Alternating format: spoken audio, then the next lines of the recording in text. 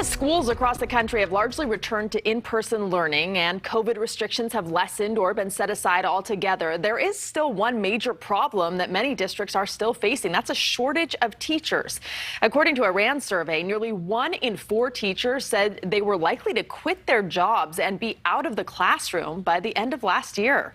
Joining me now to help break down what's driving the exodus from the profession is Patrick Fisher. He is the principal of an elementary school in St. Louis, Missouri. Thank you so much for being here. It's good to see you again. And we're hearing these shocking numbers, right? A poll by the National Education Association says 55% of teachers say they will leave the profession earlier than they intended.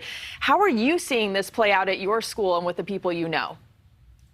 Well, I mean, first, thank you for having me again and to come on and talk about this very important topic, especially this week is Teacher Appreciation Week. So it's a good week to kind of notice to talk about some of the teachers and how we can support them.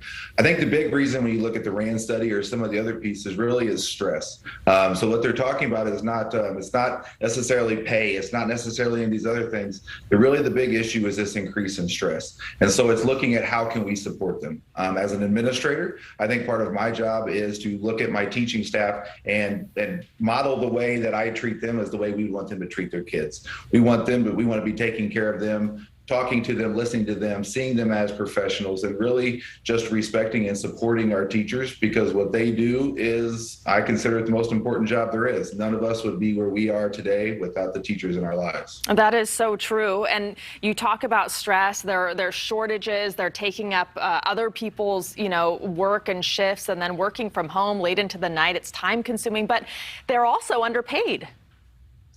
Yeah, I mean, I think there's a lot of things going on a lot of times in different states, and that's, across the states, not all the school districts are even funded. So we have to look at how those things are happening. How can we start to increase the pay for our teachers? And that's definitely something we have to do because we do need to compensate them. But also remembering that our teachers really, this is a calling. It's a job that they're in because they truly want to do the best they can for their students. Everybody does need to make money, and we want to compensate our teachers for the incredibly hard work that they're doing, but also remembering that no one says I want to be a teacher because I want to become rich. They're there to make that difference, and we want to respect that and see them for the people that they are and the amazing things that they're doing in our classrooms across this country every day. Absolutely. And schools across the country having a hard time now even hiring subs. They're recruiting college students. They're recruiting parents to come help out. What are the long-term implications of this, coupled with years of lost learning because of the pandemic? And I think, the other piece to add to that is I know a lot of times our teacher preparation programs, a lot of students in colleges are not going into the teacher programs. And so that's impacting us all the way through, even how we can get student teachers, as you mentioned, subs. I think it's a time for our communities kind of come together behind public schools.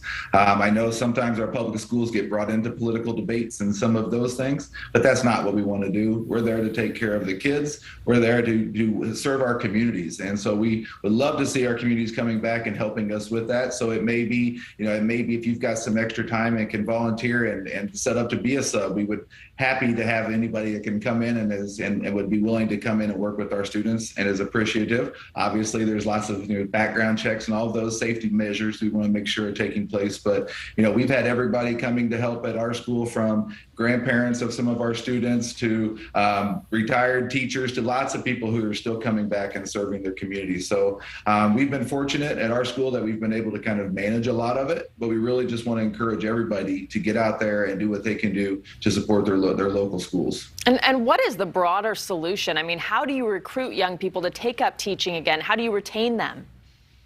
I think we have to elevate the profession. We have to really see this and celebrate our teachers and look at it for what they're doing, and realizing that, like you said, they're spending those hours outside of school grading papers, making phone calls, taking care of kids. They're not just teachers. Sometimes they're having to be social workers. They're having to be counselors. They're having to do all kinds of things. So really, truly showing that appreciation for our teachers and honoring what they're doing each and every day. Because right now, we sometimes miss that. We've got to stop with the us versus them. It's not, as an administrator, it's not an administrator versus our teachers, or the districts versus our teachers, or parents versus teachers, or communities versus teachers. We've really got to put everybody together, because what we have is our most valuable natural resource, our students that are in our classrooms, and we all need to be working together to take care of them.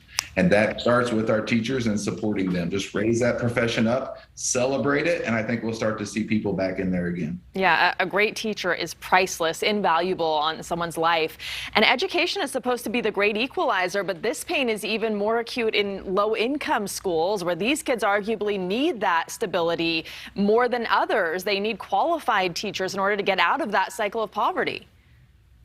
I couldn't agree more. Again, I'm fortunate enough to be in a district where we've seen a lot of great support, but I know just around our area and around the country, this is definitely a huge issue. And again, that starts with bringing in the most qualified teachers, finding the best people we can possibly get, and helping to promote them to become teachers. Part of what we're seeing sometimes with teacher shortages is actually a lowering of the bar of standards to become teachers or to become subs.